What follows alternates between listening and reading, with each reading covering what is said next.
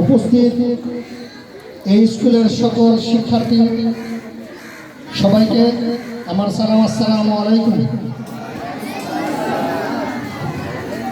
আমি বছরের শুরুতে আজকেই কথা বলবো এবং টাইম নেব, সময় নেব। আমার কথাগুলো গুরুত্ব সহকারে শুনতে হবে। সকল শিক্ষার্থী, সকল অভিভাবক, সকল শিক্ষক, আমি যে চিন্তার ধারণায় 2026 সাল আগাতে চাচ্ছি, আমার বিউটি কোন সিস্টেমে যেতে যাচ্ছি, এটা সবই হচ্ছে স্কুলের শিক্ষার্থীদের জন্য, আমার ব্যক্তিগত কোনো জিনিস না, শিক্ষার্থীদের ভালোর জন্য। কথাগুলো গুরুত্ব সহ শুনতে হবে। সবাই কেমন আছেন? শিক্ষার্থীদের আওয়াজ নাই, কি মরা নাই? এই মরা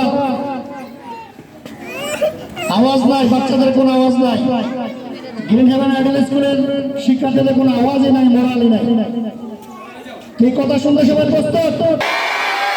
আসে নাই কিছুটা কি কথা শুনতে প্রস্তুত?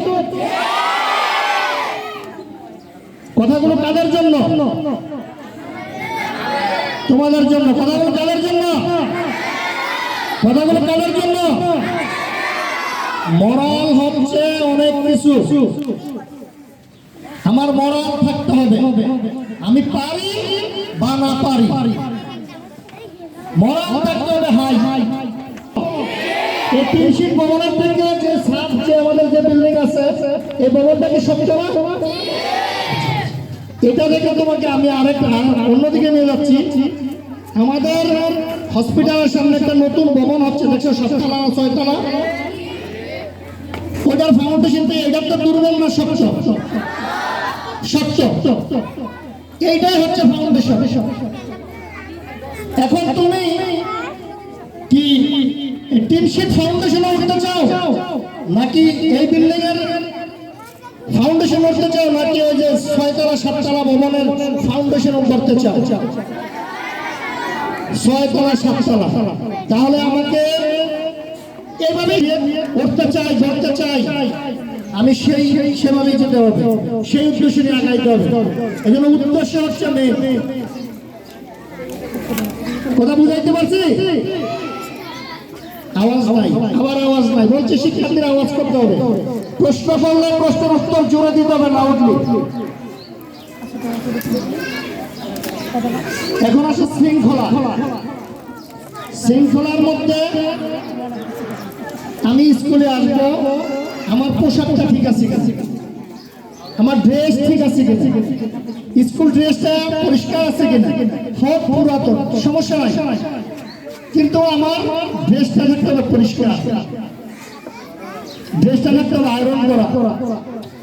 যে আমি আমার ড্রেসটা নিয়ে বালিশের নিচে রাখলাম, রাতে ঘুমাইলাম, সে ড্রেসটা পরে আসলাম, এটা হবে না। এটা পরিষ্কার পরিচ্ছন্নের মধ্যে আসে না।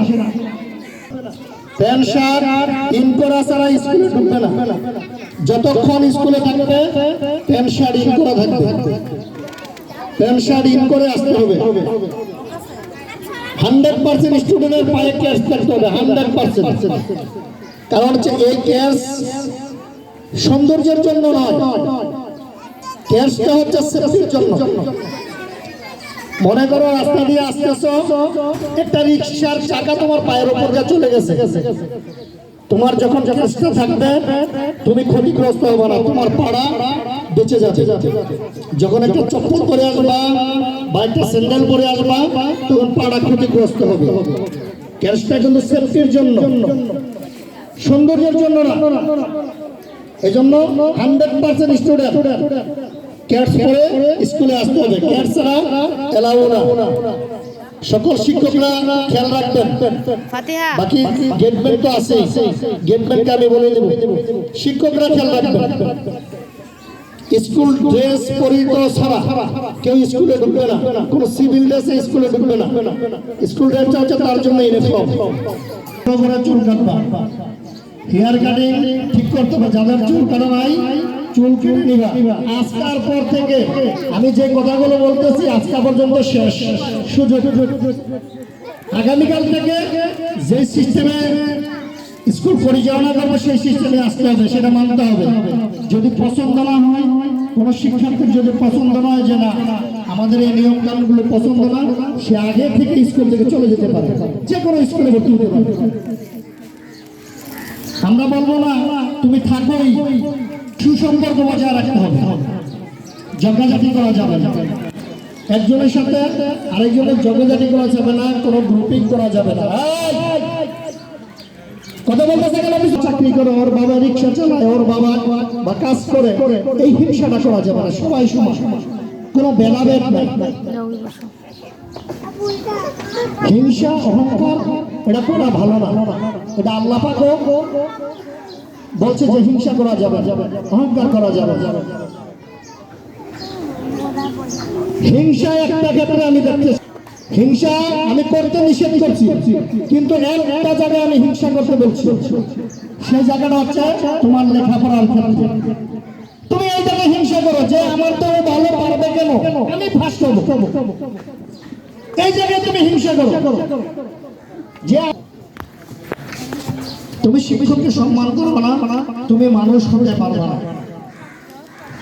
মানুষ হতে হলে শিক্ষকদের কথা মতো চলতে হবে, অভিভাবকদের বাবা মায়ের কথা মতো চলতে হবে, তাহলে তুমি মানুষ। তুমি রাস্তাঘাট দিয়ে চলতেছো, একটা মানুষ যেন বলে না সে ছেলেটা ভালো, আদব কায়দা ভালো, সে ভালো। এই ভালো থেকে বুঝবে যে এটা কোন স্কুলের ছাত্র, কি স্কুলের ছাত্র।